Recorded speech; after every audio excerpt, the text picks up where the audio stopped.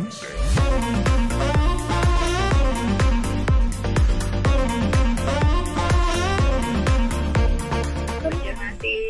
Aduh, hai Banjarmasin.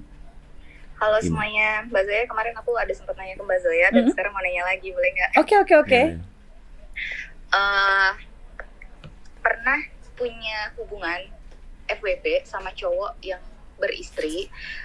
Terus waktu lagi berdua itu kita ngobrolin tentang macam-macam. Di situ aku dapat cerita bahwa di dalam kehidupan rumah tangganya semuanya itu cukup, termasuk kehidupan seksualnya. Bahkan dengan istrinya dia bisa role play dulu, dia pakai macam-macam dulu, terus pakai toys dan lain sebagainya, terus dengan skenario yang sudah disusun sebelumnya dan mereka menikmati.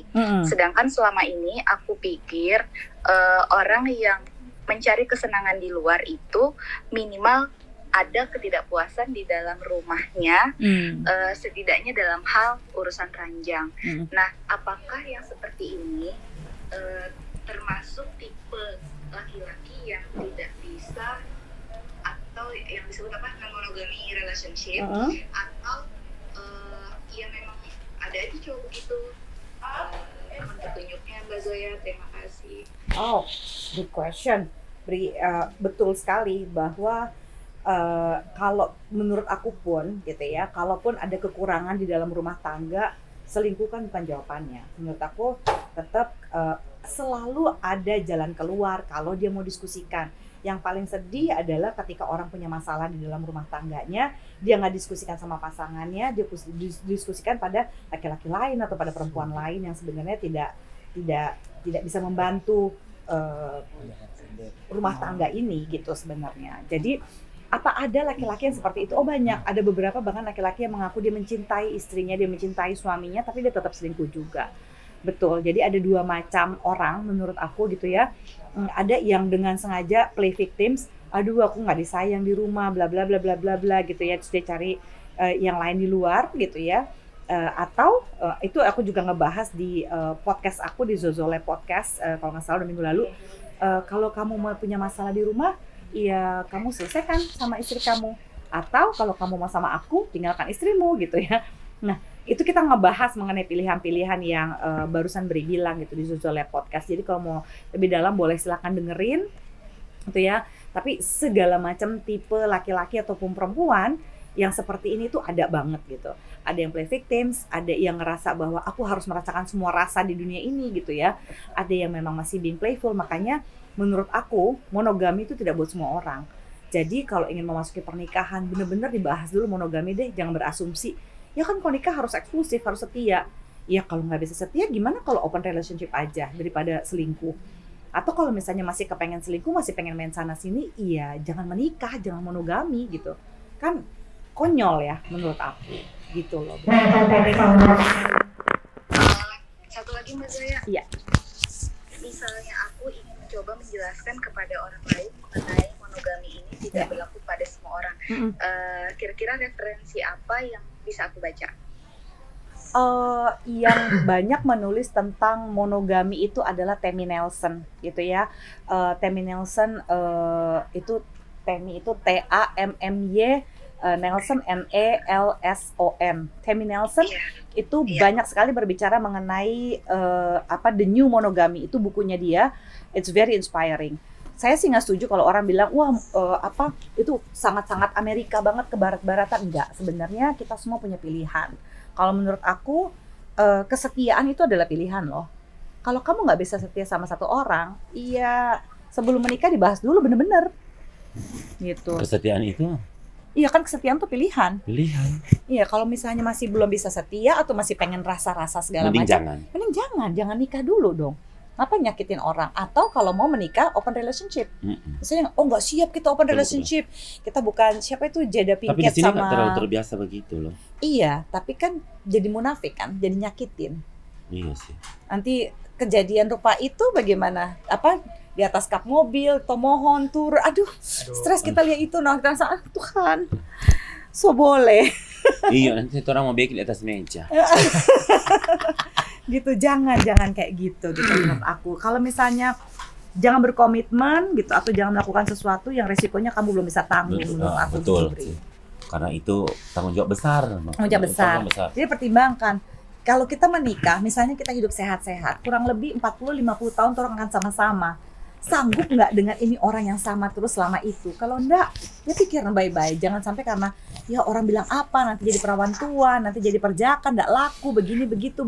Bujang lapuk lah kalau di Jakarta bilang begitu toh. Nah akhirnya siksa sendiri. Abis itu jantungan, selingkuh, ngumpet-ngumpet di belakang gitu kan, melelahkan menurut aku. Betul.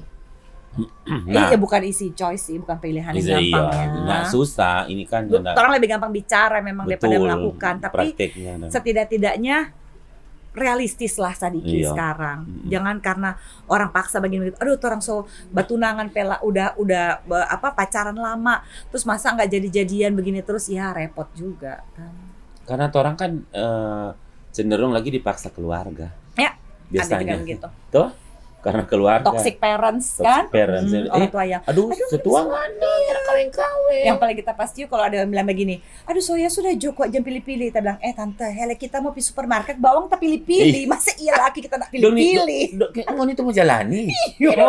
Oh nanti orang yang stres, orang bilang apa? Makanya Hangjo, aduh. itu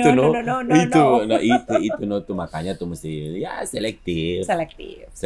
Nah begitu dong kira-kira. Oke. Ada lagi ini yang mau naik mau bertanya silakan ya. Ya Rangga bagaimana? Iya, selamat sore Kak Zoya. Sore. Kenalkan nama saya Rangga dari Filipina. Oh hai.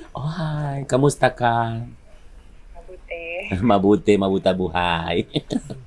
Paling jago sekali Didi. Berhubungan dengan parafilia tadi Filipina pernah tindis. Jadi aku punya dua pertanyaan tepatnya. Aku pengen tahu pertama apakah ini berhubungan dengan trisam kayak ya. Jadi dalam suatu hubungan ada trisam gitu. Apakah trisam itu termasuk parafilia atau penyimpangan seksual? Bukan. Yang kedua, bagaimana menyikapi pasangan yang ingin melakukan trisam di dalam hubungan. Jadi mereka tuh berpacaran, tapi pasangan itu kayak request dia pengen coba-coba, entah dia coba atau emang dia pengen nambahin bubu di dalam kehidupan seksualnya gitu kan. Terima kasih. Oke, thank you. Ini harus dibahas kayak rasa cemburunya, teknisnya, siapa yang boleh penetrasi kepada siapa, sama kenyamanan dan emotional rescue itu yang paling susah. Kayak kalau misalnya aku di tengah-tengah lagi hubungan seks, aku tiba-tiba rasa nggak nyaman, aku mesti ngapain nih? Gitu, lari keluar, mesti ngapain? Itu cukup penting gitu ya. Dan apakah teknisnya 2 perempuan 1 laki-laki atau 2 laki-laki 1 perempuan? Kebanyakan laki-laki tuh suka suka nggak maunya ngotot 2 perempuan ya. Paling susah kalau mau negosiasi ini sama laki-laki nih, kita nggak mau pokoknya gue lah. Dia cemburu dia, iya. Cemburu tetap. Sementara, iya tuh masa dia mau pikir dia itu satu mau pikir dia mau lihat satu laki-laki. Iya tapi kalau dia mau ada 2 kan curang gitu. Jadi ini yang kadang-kadang suka nggak jadi mesti tengah. Apakah kenyamanan? Jadi jangan sampai ketika melakukannya kamu melakukannya karena terpaksa. Maksudnya kita boleh being adventurous in sex ya, kayak misalnya wah seru juga ya kalau bisa begitu, oke.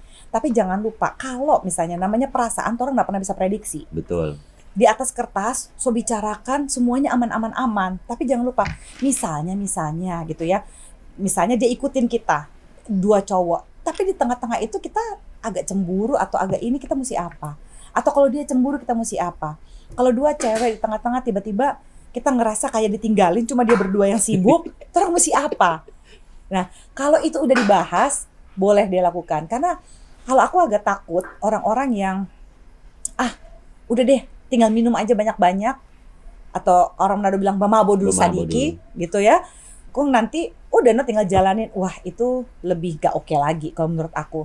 Nanti kita akan bangun dengan penyesalan, nanti besok aduh terlalu begini, terlalu begitu, coba kita gak usah denger, coba begini, aduh jangan deh. Jangan lakukan sesuatu yang bikin penyesalan berkepanjangan. Jadi kalau menurut aku ini aja lah gitu, pastikan omongin dulu baik-baik, rencanakan baik-baik, memilih juga orangnya sama-sama, baik dia laki-laki ataupun perempuan, gitu ya, dan bahas semua ketidaknyamanan sehingga nanti prosesnya jadi benar-benar asik, bukan kayak terpaksa, nggak enakan, ini itu jangan sampai yang kayak begitu. Gitu Rangga. Terima kasih Kak Zoya. Sama-sama.